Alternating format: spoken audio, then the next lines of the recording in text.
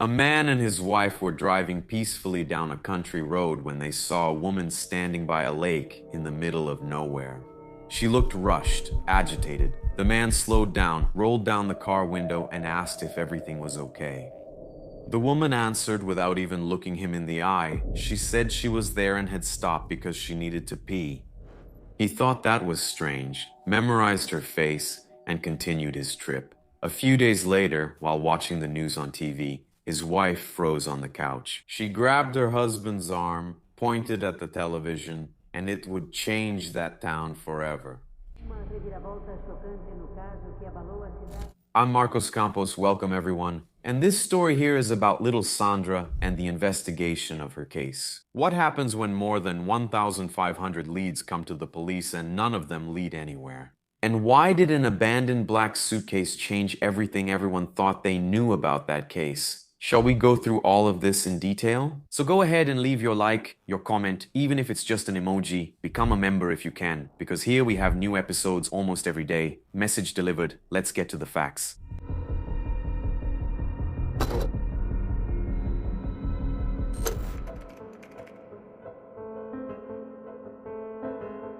It was March 27, 2009 in a trailer park in Tracy, California.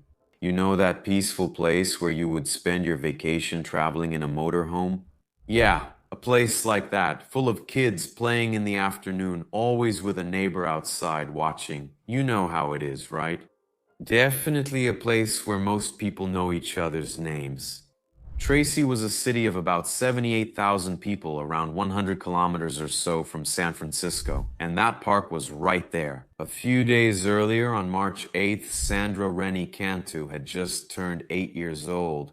She lived there with her mother, Maria Chavez, 3 siblings, and also with her maternal grandparents. She was a second-grade student at Jacobson School, a public school in the neighborhood, an ordinary girl living in a nice place with her family. On that Friday, March 27th, Sandra left school and went to play at a friend's house until around 4 p.m. She came back home, but she didn't stay long. She told her mother she wanted to play with another little friend and went out again. Her mother allowed it.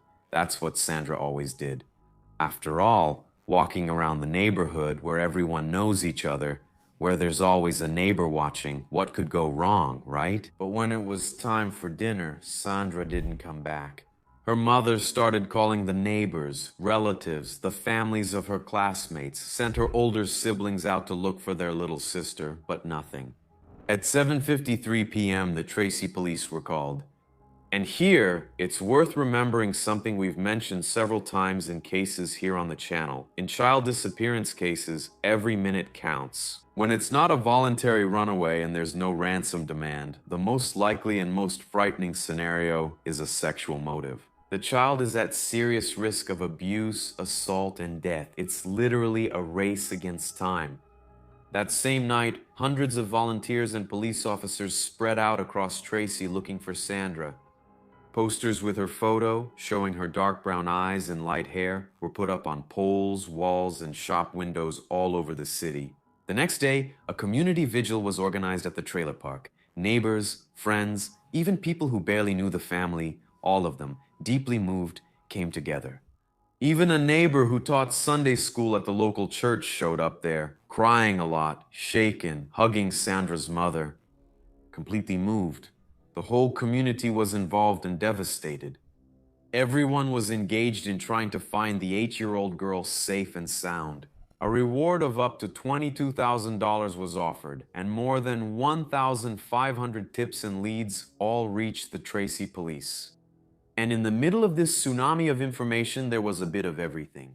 Anonymous notes, calls from people who thought they had seen the girl in another city, all kinds of guesses. A resident of the trailer park herself even took a handwritten note to the police during the vigil, saying she had found this note on the ground. The note, full of spelling mistakes, said something. Sandra locked in a stolen suitcase, thrown into the water on Baquette Street in Whitehall. Testimony. A very strange note, isn't it? Absolutely, but among 1,500 clues, it was just one more, and the investigators recorded it and moved on. The woman who brought the note seemed emotionally unstable. And the priority at that moment was to follow more concrete leads, let's say. Right in the first few days, a name caught their attention. A man who lived in a trailer park who 2 years earlier had been seen kissing Sandra on the mouth at the complex's community pool, when Sandra was only 6 years old. For those who were following the case, this guy was, without a doubt, a potential suspect. A history of inappropriate behavior with the victim, geographic proximity, opportunity. The police then brought him in for a closer chat, an interrogation. They checked his routine that day, cross-checked information, and searched through what they had. And they came up with nothing. Practically cleared. But the police didn't stop there. Sandra's own father, Daniel Cantu, who hadn't seen his daughter for 4 years, was interrogated. 2 other men from the condominium were declared persons of interest. Their vehicles were seized and searched, but nothing. Meanwhile, FBI profilers created a profile of the suspect. A white man between 25 and 40 years old with a criminal history of sexual assault or child pornography. It was the classic profile for this type of crime against children, right? And it made sense statistically. The entire investigation was then organized around that premise. Meanwhile, the days kept passing by. The hope of finding Sandra alive was fading. At least that was the feeling among the investigators, based on their experience and statistical data. 10 days after the disappearance, on April 6th, a worker named Jose Luis Franco was there, doing some work on a dairy farm north of the city of Tracy, when he noticed something strange. In a pond, an irrigation pond on a nearby farm. During routine drainage on this type of property, a suitcase appeared in the water. Heavy, completely soaked. The police had already searched that area before, but the suitcase was submerged at the time. This time, with the water level much lower, the suitcase appeared. The man called the authorities, and when they opened the suitcase, they found the body of a girl, still wearing a pink Hello Kitty t-shirt and Hannah Montana slippers. It was Sandra Renee Cantu. The 10-day search was over. The investigation changed completely. O que o corpo revelou? The autopsy revealed details that shocked everyone involved. The cause of death was determined to be asphyxiation. Sandra was strangled with a piece of cloth tied in a loop around her neck. That blood-stained cloth was still on her body. Sandra had a cut on her lower lip, a scrape on her left elbow, and injuries in the genital area consistent with abuse. And the toxicology tests detected the presence of alprazolam in the girl's system, a medication from the benzodiazepine family used to treat anxiety. And in Brazil, this type of medication is only sold with a prescription, and the prescription must be retained. The forensic pathologist, Benito Malu, concluded that the abuse was carried out with an object and that the way the body was placed in the suitcase showed premeditation. Now, the police knew what had happened. They still needed to find out who had done it. And all eyes were still focused on the profile of a white man between 25 and 40 years old. The suitcase that contained Sandra's body was black, made by Eddie Bauer, an American sportswear label. And it was this detail, the suitcase, that made the investigation take a 180-degree turn. Because one of the detectives reviewed the records from the first days of the investigation and found something that had gone unnoticed. On the very day Sandra disappeared, a resident of the trailer park had sent a text message to Sandra's mother asking her to notify the police that she had something stolen around 4 in the afternoon. What exactly? Mente? Adivinhe. Suitcase. A black suitcase that was kept in her garage. And more. That same resident was a woman who, the next day during the vigil, showed up crying and hyperventilating with that strange note in her hand. I think everyone remembers, right? The note that said Sandra was locked in a suitcase thrown near the water.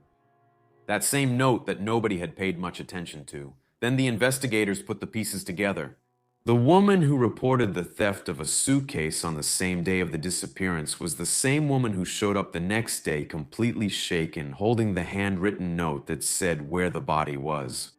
It was at the very least unusual that the woman who reported the disappearance of a suitcase was the only person in the entire trailer park to find a note saying, "Oh, that same suitcase was used to hide the body of a child." And in fact, it was, wasn't it?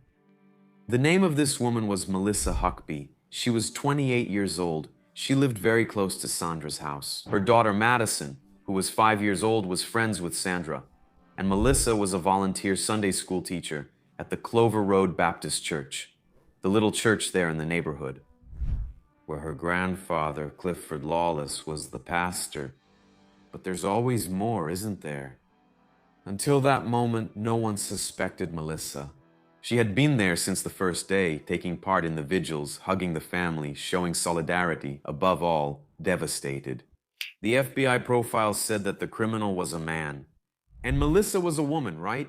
She was seen as an emotional, unstable neighbor. Nothing more, so why think she had anything to do with it? With the suitcase connection established, the investigators went back to the security footage with a sharper eye, seeing it differently now. And what they found was devastating. The camera installed outside Sandra's house captured the girl at 3:54 p.m. on March 27th walking down the street. At that moment, Sandra glanced toward Melissa Huckaby's house. Something or someone caught her attention at that moment, and she walked out of the camera's frame forever.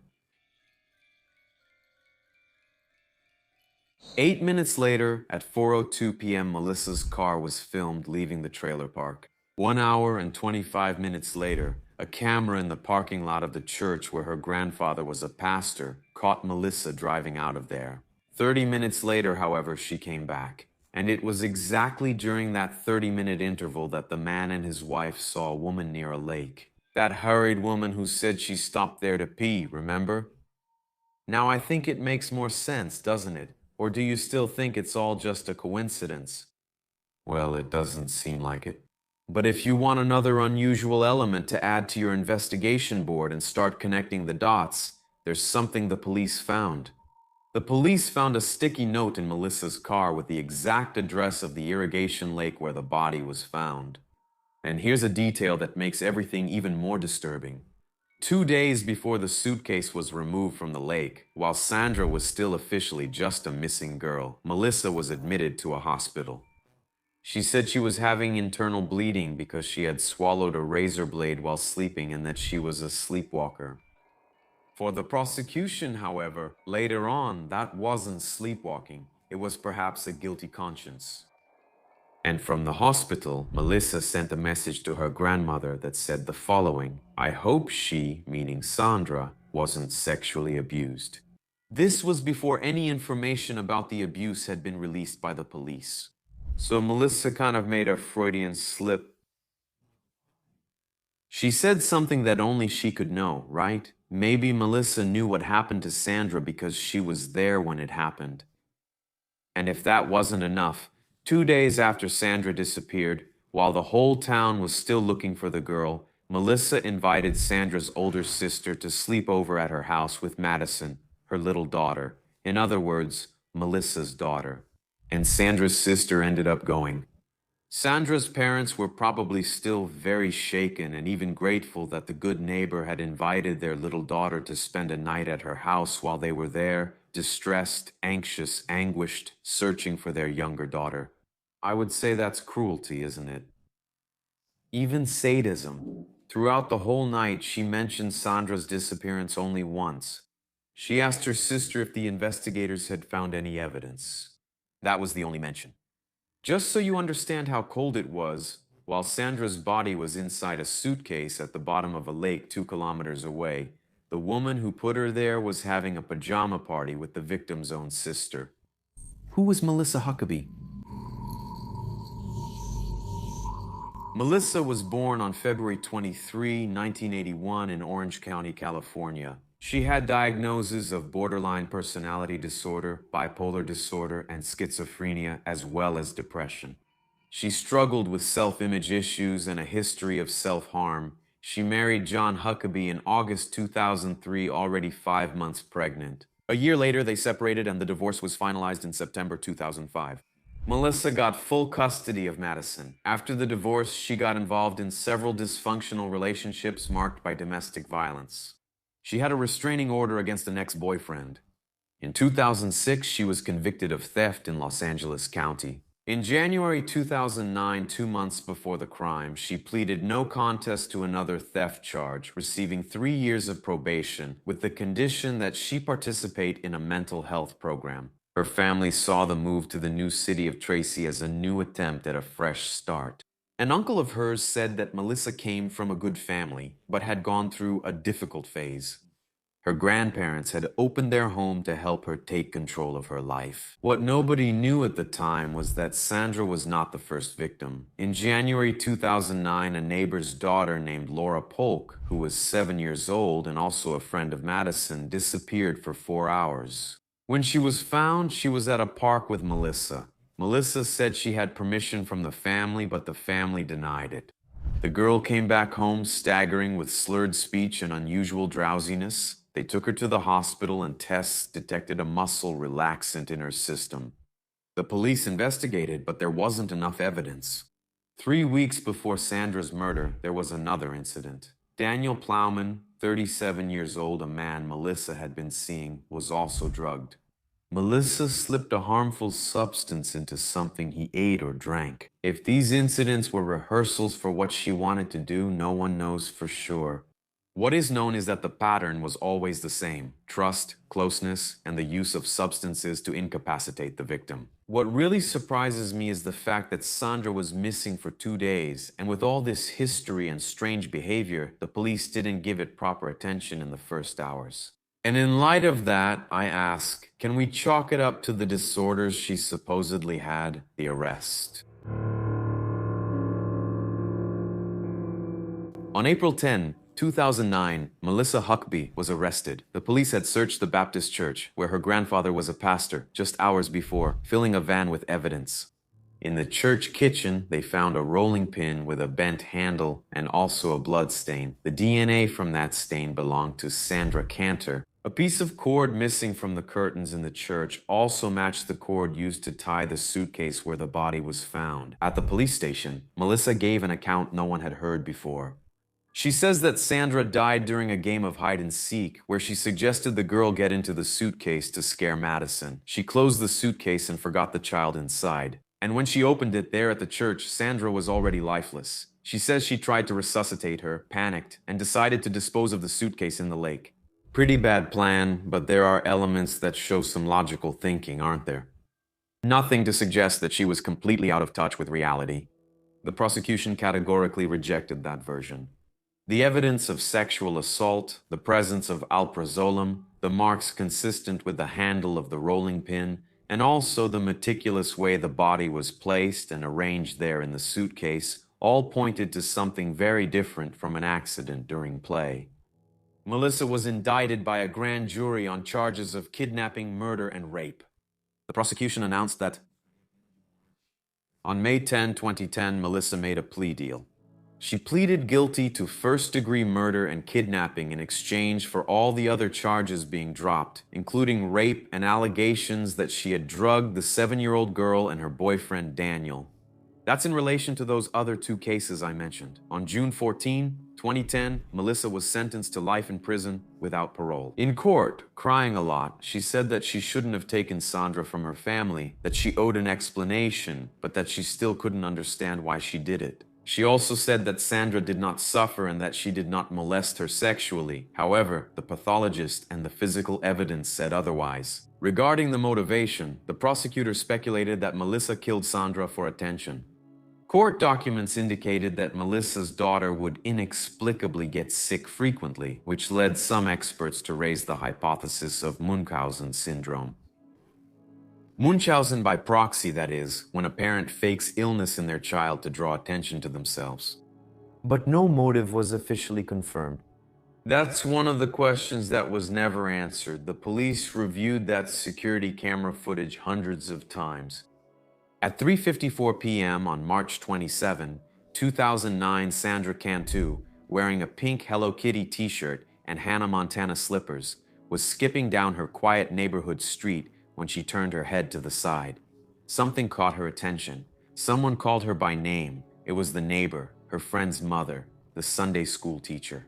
The woman who took care of the community's children. Sandra turned her head in that video because she trusted the person who was calling her. And it was exactly that trust that took her life. The motivation wasn't very clear, leading to several hypotheses. Really old-fashioned thinking. A window of opportunity that the person saw. That whole idea of security, right? Of trust, actually. The poor little girl fell for it, right? And the woman already had a history, and that stuck in my mind. Why? Because right at the beginning of the investigation, they didn't even look at her. This wouldn't have helped, since the child was already at the lake's bottom, right? Just horrible. Share your thoughts on this case in the comments. Thanks for being here. A kiss from the redhead. See you in the next episode.